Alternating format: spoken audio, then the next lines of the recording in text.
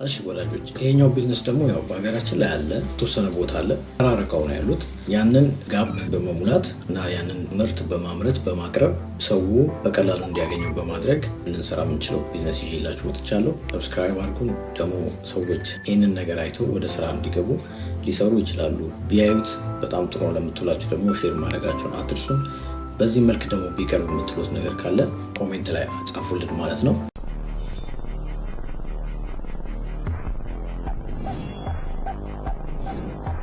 ይሄኛው ቢዝነስ እንዳልኳችሁ በተወሰኑ ቦታዎች አሉ ግን በቂ አይደለም። እኛ ሀገር ሁሌ እንደምንለው ዲማንድ እና ሰፕላይ ባላንስ አላደረግም። ያ ማለት ምንም ነገር ቦታ መረጣችንን አስተካክለን ከገባን ብዙ ቢዝነሶች የሚያዋጡ ናቸው ብለን ስለምናምን ነው ይሄንን ያመጣውላችሁ። ዳቦና ፔስትሪ ቢዝነስ ወይም ደግሞ ዳቦ ቤትና ኬክ በሚል ልትሰሩ ትችላላችሁ። ብዙ ጊዜ ይሄን ቢዝነስ ሰዎች በዳቦ ብቻ ፎከስ አድርገው ሲሰሩ ታያላችሁ እና በጣም ገበያው ብዙ ስለሆነ ብዙ ስለሚሰሩ ወደ ሌላ ነገር ዞር ብለው እዚህ ቢዝነስ ውስጥ ግን ብዙ ነገሮች አሉ፣ ብዙ ቢዝነሶች አሉ።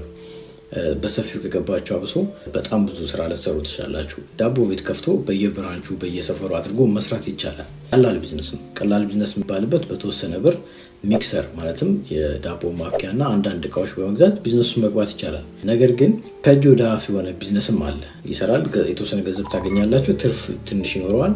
ሌላ ቢዝነስ ወደ ሌላ ብራንች ለመሄድ ግን ትቸገራላችሁ። ቅርንጫፍ ለመክፈት ብዙ ሰዎች ለመቅጠር እንዳትቸገሩ በሰፊው አንድ ቢዝነስ ውስጥ በጣም ብዙ ቢዝነሶች አብረው አሉት ማለት ነው። እነዛን አሁን ከኔ ጋር እንነጋገራለን ማለት ነው።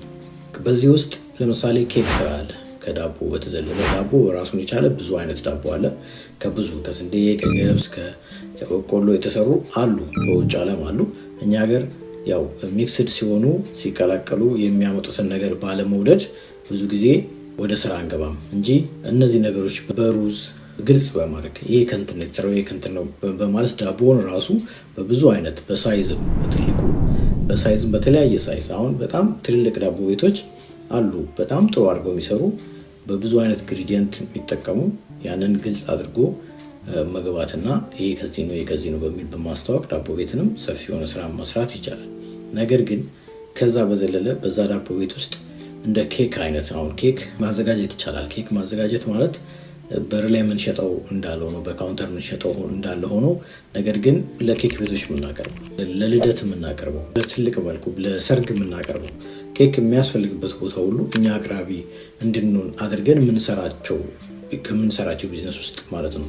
ማለትም በቃ ኬክ ሲባል ከተማ ውስጥ እኛ ጋር እንዲደውሉ ሰዎች ያን ያህል እናስተዋወቅበት በደንብ በኮንፊደንስ የምንሰራበት ኬክ ማዘጋጀት ይቻላል ማለት ነው። ከዳቦ ቤቱ ጀርባ ወይ ከጎን ይሄ ኩኪስን ያካትታል። ባለፈው በኩኪስ ዙሪያ ላይ እንዳወራ ነው ለድርጅት በማቅረብ ይሄን ኩኪስ ለድርጅት በማቅረብ ልትሰሩበት ትችላላችሁ። በደንብ በዝርዝር ዩቲዩብ ላይ ኩኪስን በተመለከተ ይመጣሉ። አሁን ግን ይሄን ኬክ እንዴት አድርገን እንስራበት ወይ ደግሞ እንዴት አድርገን እንሰራበት እንድናሳድገው እንችላለን በሚለው ላይ እንነጋገር። ለማሳደግ ሲፈለግ ያው ፕላን ነው የምናደርገው። ፕላን ስናደርግ እነዚህን ኬኮች ሊወስዱልን የሚችሉ አካላት አሉ። ሆቴል አሉ፣ ካፍቴሪያዎች አሉ፣ ኢቨንት ኦርጋናይዘሮች ቅድም እንዳልኩት ሰርግ፣ ስብሰባ የሚያደርጉ ሰዎች ከነሱ ጋር ኮንታክት መፍጠር ሊኖርብን ግድ ይላል ይሄን ቢዝነስ ለመስራት።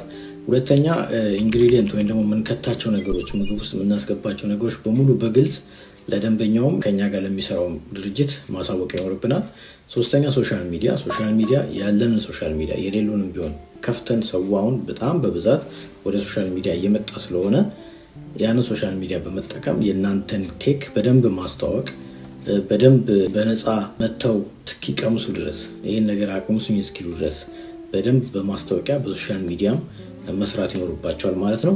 አሁን ገበያው እንደ ድሮ ስላልሆነ ማለትም በጠራችኋቸው ሰዓት ቼክ ሊያደርጓችሁ ስለሚሞክሩ ሰዎች ተዘጋጅታችሁ በእነዚህ መንገዶች ፕላን ብታደርጉ ለማስተዋወቅ ስለሚያው ቢዝነስ በፍቃድ ነው የሚሰራው። ፍቃድ ማለት ላይሰንስ ግዴታ ነው።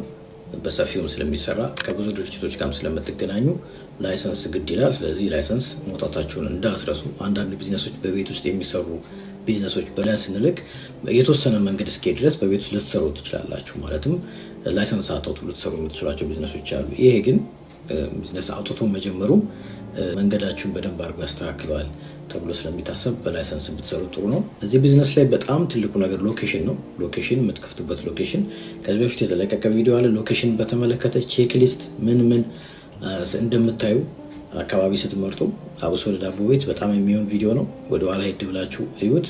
ያ ማለት ሰዎች በብዛት የሚዘዋወሩበት አካባቢ፣ ማታ ከስራ ሲወጡ ትራንስፖርት የሚጠቀሙበት አካባቢ፣ በደንብ ፊት ለፊት የሚታይበት አካባቢ፣ ሱቆቹ አብሶ ማለት ነው።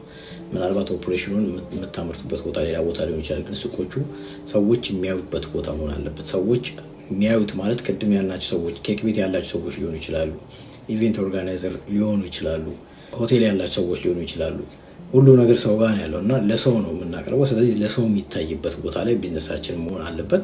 ብዙ ቢዝነሶች በዛ መልክ ይመከራል። ዳቦ ቤት አብሶ በደንብ በዛ መልክ ሎኬሽናችንን በደንብ አጥንተን መግባት አለብን። የሰፈር ሰው በጣም ብዙ ነዋሪ ያለበት አካባቢ፣ ትራንስፖርት አካባቢ፣ ለእኛም ለደንበኛውም ምቹ የሆነ ሰልፍ ቢኖር የማይሰቃዩበት፣ ዝናብ የማያገኛቸው ቦታ፣ ሽታ የሌለው ዳቦ ስለሆነ ምግብ ስለሆነ ንጹህ ቦታ ቢሆን ይመረጣል። የዳቦ ቤት ነገር ወይ ደግሞ የምግብ ነገር ስለሆነ ማለት ነው እና ይሄ በጣም ፎከስ አድርጋችሁ ልትሰሩበት የሚገባ ነው።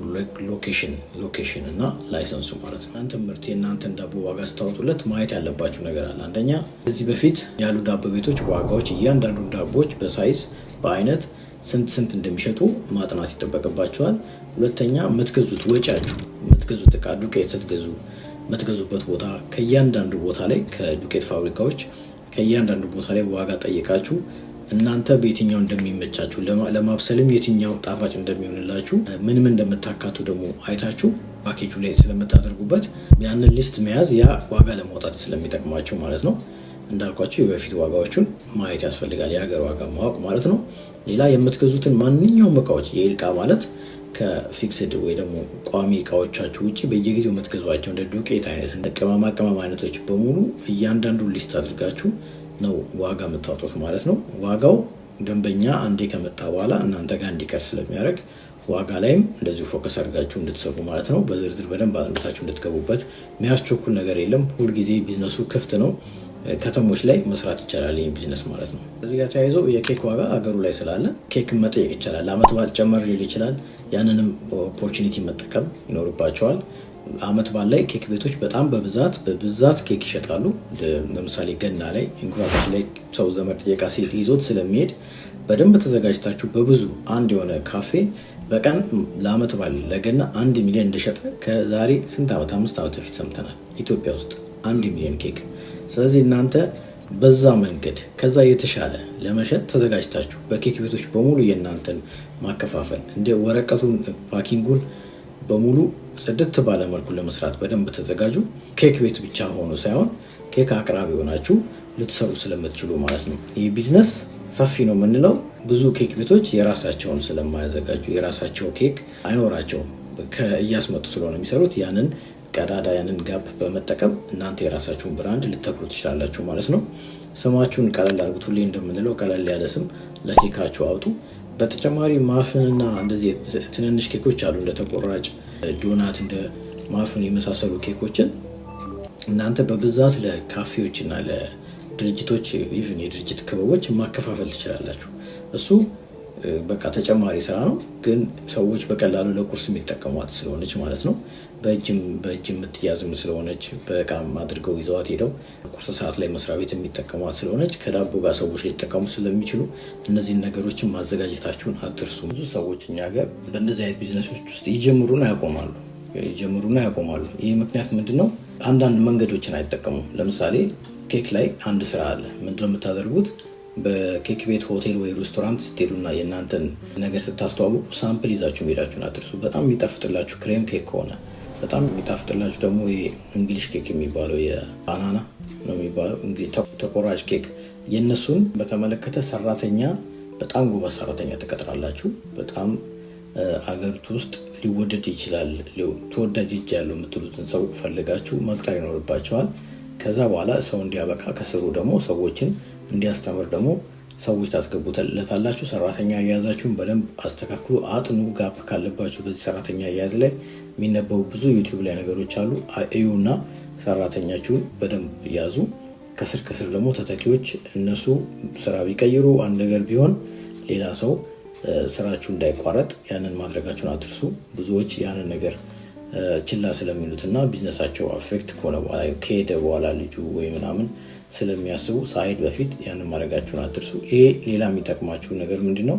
ከጊዜ በኋላ ይህንን የኬክና ፔስተሪ ስራ ማስተዋወቅ ወይ ደግሞ ማስተማር ለሰዎች ልትችሉ ትችላላችሁ። በደንብ ልታሳዩ ልታስተምሯቸው ትችላላችሁ ማለት ነው። ይህን ቢዝነስ ልትነግሯቸው ትችላላችሁ፣ ልታስተምሯቸው ትችላላችሁ። በትምህርት ቤት ከፍታችሁ ላይሰንስ አውጥታችሁ ሰዎችን ዳቦ መጋገር ልታስተምሩ ትችላላችሁ። ኬክ መጋገር ልታስተምሩ ትችላላችሁ። ከሰራችሁበት ልምድ ካላችሁ ያን ማድረግ ማንም ስለማይከለክላችሁ ያም አንድ ራሱን የቻለ ቢዝነስ ቢሆንም ነገር ግን እናንተ ማስተር ካደረጋችሁበት ያንን ልታሳዩ ያንን ልታስተምሩ ትችላላችሁ ማለት ነው። ሎኬሽን እና ለስራው የሚያስፈልጉ ወጪዎችን ደግሞ በማየት ማለትም ኪራይ ስንት እንደምትጠየቁ ምናምን ደግሞ በማየት የቢዝነሱን በጀት ወይ ደግሞ ስንት እንደሚያስፈልጋችሁ መስራት ትችላላችሁ። መሬት ላይ ያለውን ነገር እናንተ አጥኑት።